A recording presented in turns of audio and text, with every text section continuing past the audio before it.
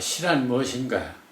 그것은 인생이 무엇이냐라는 질문처럼 그렇게 쉽게 대답할 수 없는 대단히 다양하고 난해한 것이라고 할 수도 있습니다. 그것은 역사적으로 보면 많은 시인들 또는 실험가들에 의해서 보면은 그 정의가 각각 달라요. 그래서 엘리엇 같은 비평가도 시의 역사야말로 또는 시 정의의 역사야말로 대단히 큰 오류의 역사다 이렇게 말할 정도로 시를 한마디로 정의하기는 대단히 어렵다는 얘기를 하고 있습니다.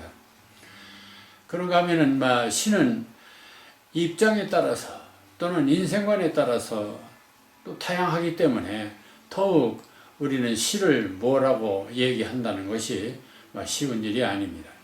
특히 동양에서는 일찍이 공자가 시 301원이 폐지할 사무사다. 시는 한마디로 말해서 사무사, 그 생각에 사특함이 없어야 된다. 대단히 도덕적이고 윤리적인 관점에서 시를 정했다고 볼 수도 있습니다. 자, 이런 것들이 있기 때문에 정말 시란 무엇이냐 하는 문제가 그렇게 쉬운 것은 아니다 하는 것을 알 수가 있습니다. 그렇지만 20세기 또는 21세기 이 대명천지에 모든 학문, 모든 예술, 이 모든 것들이 상당히 많이 객관적으로 또는 내적으로, 그러니까 외적으로 내적으로 많이 검토되고 분석되고 정리가 많이 되어 왔습니다. 그런 점에서 또 시도 이제 상당히 논리적으로 또는 객관화하고 또 체계적으로 그 정의를 말하기도 합니다. 근데 이제 그 중에 가장 중요한 것은 시가 무엇이냐 또는 인생이 무엇이냐 할 때 어떤 대상의 어떤 존재의 의미를 구분하는 가장 객관적인 그리고 합리적인 그런 방법으로 우리는 변별성이라는 말을 하고 있습니다. 다시 말하면 그 자체의 어떤 절대적인 가치를 말하기보다는 그것과 이웃하고 있는 그러한 것들과 비교하면서 그 차이점이 뭐냐. 그러니까 예를 들어서 시가 뭐냐 하는 것은 그것은 소설이나 수필이나 하는 산문과 다른 점이 뭐냐. 이런 변별성, 차별성을 통해서 얘기한다면 보다 더 시의 개념이 합리적으로 접근될 수 있지 않느냐. 그런 얘기가 될 수 있는 것이죠. 그런 관점에서 20세기 와서 상당히 의견이 좁혀진 그런 정의가 있습니다. 그게 뭐냐면은 시는 산문에 비해서 다른 장르에 비해서 대단히 리듬, 다시 말하면 율격, 좀 음악성을 갖고 있다. 또 하나는 시는 다른 장르에 비해서 대단히 비유, 메타포를 강하게 이렇게 부각시키고 있다. 그래서 유명한 문학 이론가 웰렉과 워렌은 문학의 이론에서 시란 한마디로 뭐냐? 그것은 리듬 앤 메타포. 리듬과 메타포다. 그런 얘기를 했습니다. 다시 말하면 시는 다른 산문에 비해서 상당히 리듬이 강하고 메타포가 강한 그런 문학 양식이다. 그런 얘기가 됩니다. 저도 그런 점에서 상당히 공감을 하고 그동안 수십 년 문학을 공부하고 또 시학을 연구하고 저술도 많이 내고 또 교육도 하고 또 창작을 해오면서 저의 결론도 결국 시의 가장 중요한 핵심은 시는 다른 장르에 비해서 대단히 리듬이 강하고 메타포가 강하다. 이런 관점으로 저는 보고 있습니다. 자, 그래서 이번에는 그 리듬과 메타포 중에서 특별히 리듬의 문제, 이 문제를 좀 더 본격적으로 정리하고, 그래서 시에서 리듬이 어떤 기능을 하고 어떤 역할을 하며 왜 리듬이어야 하는가, 이런 부분들을 검토해 보고자 하는 것입니다. 제가 그동안 이 강좌를 통해서 다양하게 시창작 이론도 얘기하고 했습니다만은, 이번 기회를 통해서 특히 금년 12개월 12달을 통해서 리듬의 시학 이런 제목으로 12번의 이 리듬의 주제를 나눠서 한번 해보고자 이렇게 계획을 세우고 있습니다. 그래서 오늘은 그 리듬의 시학, 제일 첫 번째 리듬의 시학 1. 제일 먼저 우리가 이 리듬의 시학에서 언급해야 할 부분이 무엇일까? 저는 그것을 리듬의 본질 이렇게 하고, 그 리듬의 본질에 대해서 이 시간 한번 생각해 보고자 하는 것입니다. 리듬의 본질.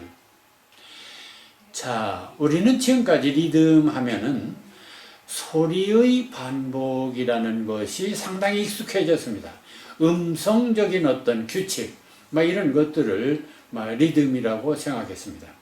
그것은 우리가 초중고 교육 받으면서 늘 음악 시간에 음악의 3요소 하면 그 중에 하나가 리듬이었습니다. 그러니까 리듬은 당연히 음악의 요소다, 이런 생각을 합니다. 그러나 리듬이란 말은 그 기본 의미가 한자로 말하면 율동입니다. 율동. 근데 여기서 율이란 뭔 말이냐면, 율이라는 건 법률, 규칙이라는 얘기입니다. 그러니까 그 움직임이 규칙적이다. 그러니까 이 말은 그 규칙적인 동작이라는 뜻입니다. 그러니까 규칙적인 소리만이 아니라 규칙적인 행동, 규칙적인 사건, 규칙적인 말, 규칙적인 모든 행위는 다 리듬이라고 해야 하겠습니다. 따라서 소리의 일정한 규칙만이 아니다. 우리는 주로 리듬을 음악의 요소로만 지금까지 배워왔고, 또 시학에서도 옛날 과거 시학하면은 운문이다, 또는 율격이다, 음수율이다, 음보율이다. 그 운문, 운에 관한 소리의 어떤 그 말소리에 관한 것, 또 율격도 소리의 고조, 장단에 관한 것, 음수율, 소리의 글자 수, 음보율, 역시 글자 몇 자의 규칙이냐, 이런 등으로 이렇게 생각을 했었습니다. 그러니까 철저히 우리는 리듬 하면은 소리의 어떤 규칙, 말소리의 어떤 규칙, 이렇게만 생각했던 것이죠. 그러나 리듬이라면 음악의 요소나 소리의 일정한 규칙으로만 알고 있는 것은 대단히 그 시의 리듬을 이해하는데 장애 요인이 된다 하는 점을 생각하면서, 우리가 시학에서 리듬을 이해하기 위해서는 이러한 선입관부터 버려라, 이렇게 말하고 싶습니다. 자, 그렇다면 리듬의 본질을 보다 더 정확하게 말한다면 무엇일까요? 좀 더 깊이 들어가면 이렇게 말할 수 있습니다. 리듬이라고 하는 것은, 저는 그렇게 생각합니다. 리듬은 이 지상적인 인식의 단위다. 아니, 이걸 꼭 지상적이라고만 말해야 될 것인가 하는 것은 의문이지만은, 그래도 우리가 인간 세상을 살면서, 그러니까 이 규칙적인 동작의 인식, 모든 것을 나누어 보고 같은 것끼리 모아보고 마디를 나누어 보는 것, 이게 바로 어떤 그 이성을 가진 인간들의 행위, 어떤 가치나 어떤 의미를 해석하는 데 있어서 이거 대단히 중요한 것입니다. 그러니까 어떤 사물을 인식하는데 그것을 쪼개어 보고 또 같은 것끼리 모아보고 마디를 나눠보는 것, 이것이 바로 인간의 그 어떤 이성적 인식뿐만 아니라 또 감성적 인식이고 또 지적 인식이고 또 과학적 인식이라고 할 수 있습니다. 그래서 그런 작업을 통해서 사물의 변별성과 의미의 차이를 또 그 가치를 구별할 수 있는 것 아니겠습니까? 사실 천상은 어떤 곳일까? 천상엔 저는 영원한 시간이 있다고 그랬습니다. 영원한 공간이 있고 영원한 시간이, 그러면 영원한 감성, 영원한 공간. 그렇다면 거기에는 과연 길고 짧음이 있을까? 마디마디가 있을까? 시작과 끝이 있을까? 그것은 천상에는 그런 것이 없는 것이 아니겠는가? 그러나 이 지상의 모든 존재는 처음과 끝이 있고 그리고 전체와 부분이 있고 모든 전체는 또 부분과 마디들에 의해서 구성되어 있고 그래서 지상은 마디의 세계, 부분과 부분들이 모여서 사는 세계, 그게 바로 지상의 세계고 그러한 인식을 통해서 우리는 세상의 의미와 가치를 파악하는 것이 아닌가. 또 하나 우리가 리듬하면 생각나는 것이 모든 생명체는 리듬이 있다. 근데 이것도 생명체뿐만 아니라 모든 물질도 다 리듬이 있다. 이렇게 말할 수 있겠지만 우선 우리가 생각나는 것이 생명체는 기본적으로 예를 들어서 호흡이 있습니다. 맥박이 있습니다. 그럼 호흡과 맥박은 다 리듬입니다. 좀 더 발전해서 생명을 하나의 주기로 본다면 탄생, 성장, 죽음이라는 또 일생의 리듬이 있습니다. 또 유아기도 있고 유년기도 있고 청년기, 장년기, 노년기로 구분할 수도 있습니다. 이런 것이 다 인생을 이해하고 해석하는데 대단히 도움이 되는 하나의 방법입니다. 자, 시간의 경우도 과거, 현재, 미래로 나누게 됩니다. 역사도 고대, 근대, 현대로 나누게 됩니다. 자, 그런가 하면 하루는 밤과 낮이 있고 또 1년은 또 봄, 여름, 가을, 겨울도 있습니다. 따라서 리듬이 있는 곳은 생명이 있는 것이고 또 리듬이 있는 곳에는 변화가 있고 발전이 있는 것입니다. 뿐만 아니라 근데 나가서는 우주에도 리듬이 있습니다. 해와 달과 별 이런 것들의 운행을 보면 거기도 리듬이 있습니다. 따라서 이 문학, 특히 시가 생명력을 갖는다고 하는 것은 바로 이러한 우주적이고 또 생명적이고 이러한 그 본질적인 그런 곳에 있다고 볼 수 있습니다. 하나님은 그 천지를 창조하는데도 밤과 낮이라는 것을 창조했고 또 달 또는 해 이런 것들을 또 창조하시는데 이런 것들은 다 하나의 질서, 리듬의 창조라고 볼 수 있습니다. 마지막 인간들에게 하나님의 호흡을 불어넣었다 하는 것도 결국 리듬을 불어넣었다 이렇게 얘기가 될 수 있겠습니다. 요즘 그 양자역학에서는 모든 물질의 근원은 원자다. 근데 그 원자의 본질은 입자와 파동이다. 이런 얘기를 하고 있습니다. 그 얘기는 파동이란 뭐냐? 에너지고 그것은 하나의 리듬이라는 얘기가 되겠죠. 즉, 그러니까 모든 생명, 모든 만물의 근원은 리듬이다. 이렇게 얘기해도 무리가 아닌 것입니다. 그런 점에서 우리가 시에서 리듬을 활용한다는 것은 대단히 생명적이고 우주적인 그런 근원 속에서 출발함을 볼 수가 있는 것입니다. 그 다음에 또 하나 중요한 것은 그러한 리듬이 우리의 마음을 움직이는 그런 감동의 원천이다 하는 데 있습니다. 자, 문학의 생명은 감동입니다. 마음을 움직이는 데 있죠. 이 감동이라는 것은 어떤 그 변화와 반복에 대한 심리적 반응을 말하고 있습니다.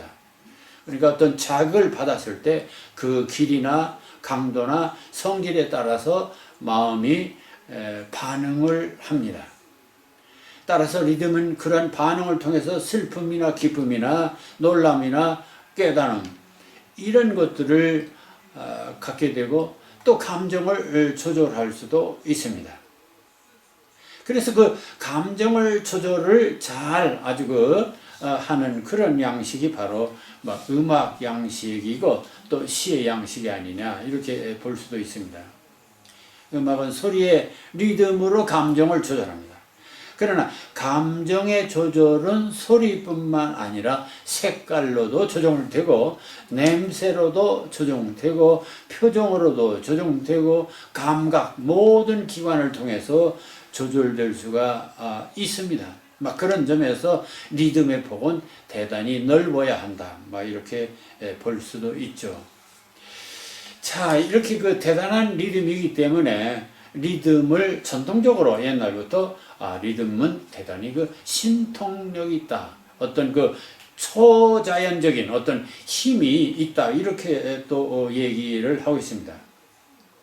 리듬의 기능은 다만 규칙적으로 반복하는 이 자극의 객관적인 강도를 변경시킬 뿐만 아니라 그 자극의 길이와 간격과 성질 이런 것들을 통해서 대단히 정말 예상외의 그런 신비로운 그런 힘을 발휘할 수 있다는 것입니다.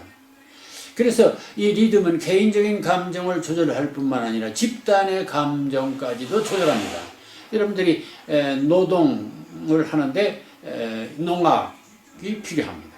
전쟁에도 심지어는 그런 음악이 있습니다.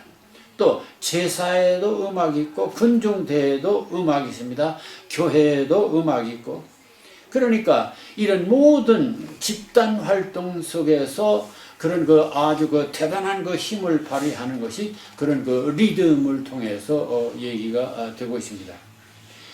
그런가 하면은 예를 들어서 민속신앙에서 예를 들어서 무당이 어떤 신통력이라고 좀 이상적인 어떤 힘을 발휘하는 예를 들어서 강신을 통해서 이제 행동을 엑스타시라고 강신의 행동에는 바로 옆에 국거리 장단이라고 하는 리듬이 강렬하게 작용할 때 바로 그런 신비로운 신통력을 발휘하기도 합니다. 자, 여기에 리듬의 신통력이 있다. 이것은 리듬이 인간적인 심리적 변화에 얼마나 강하게 작용하는가를 보여주는 단면이기도 합니다. 따라서 시에 있어서 이 리듬의 기능이 어떤 정서적 충동이나 감정의 강렬한 변화를 주는데 있을 뿐만 아니라 그러한 정말 우리들이 평소 생각하는 것 이상으로 훨씬 더 많은 힘을 발휘하는 것이 바로 리듬이다. 이렇게 얘기할 수가 있겠습니다. 자, 그래서 이 우리가 살면서 리듬을 체험하는 방법에 우선 몇 가지를 보겠습니다. 우선 앞서 말씀드렸지만 우주 자연의 리듬, 천체의 운행, 1년 365일, 그리고 해와 달의 주기적 운행, 밤과 낮의 반복, 사계절 반복, 밀물과 썰물, 소생, 개화, 결실, 죽음, 이 어떤 우주적인 리듬을 우리는 늘 느끼며 삽니다. 또 생리적인 리듬으로서 맥박, 호흡, 운동, 동작, 일과 휴식, 잠과 또 일어남 이런 생체 리듬도 우리에게는 있습니다. 그런데 심리적인 리듬도 있습니다. 행복감, 불행감, 기쁨, 슬픔, 만족, 불만족, 쾌감, 불쾌감, 희망, 절망, 아픔, 괴로움, 두려움, 쓰라림, 달콤함, 애로움 등 모든 감정의 변화가 바이오 리듬이라고 말하는데 이런 것도 결국 리듬의 작용이라고 봐야겠습니다. 인생 삶의 과정에도 리듬이 있습니다. 성공과 실패, 만남과 이별, 탄생과 죽음, 선과 악, 그리고 결합과 분열, 또 가치와 무가치, 또 진실과 거짓, 전진과 후퇴 등 모든 어떤 삶의 그런 과정 속에서도 수많은 어떤 리듬을 우리는 확인하게 됩니다. 따라서 리듬이란 음성뿐만 아니라 모든 존재들 속에 나타나는 등시성, 등장성, 반복성, 규칙성, 그런 율동으로 야기되는 그런 감동 현상을 리듬이라고 말할 수 있는 것입니다. 자, 그래서 결국은 이러한 리듬의 그런 다양하고 신비로운 그러한 기능을 문학, 특히 그 시에서 산문보다 훨씬 그 시에서는 더욱 그러한 기능을 강하게 사용하는 것이 바로 시의 특징이다. 그렇게 말할 수 있겠고요. 자, 그래 다시 좀 더 그 리듬이 왜 그런 특수한 역할을 할 수 있느냐 하는 점에 대해서 몇 사람들이 이런 얘기를 했습니다. 리처즈는 그 리듬과 그것의 특수한 상태, 곧 운이라고 하는 것은 뭐냐? 이것은 일종의 반복과 예상. 우리는 늘 인생을 살면서 뭐가 반복되기를 바라는 그게 하나 익숙함에 대한 기대죠.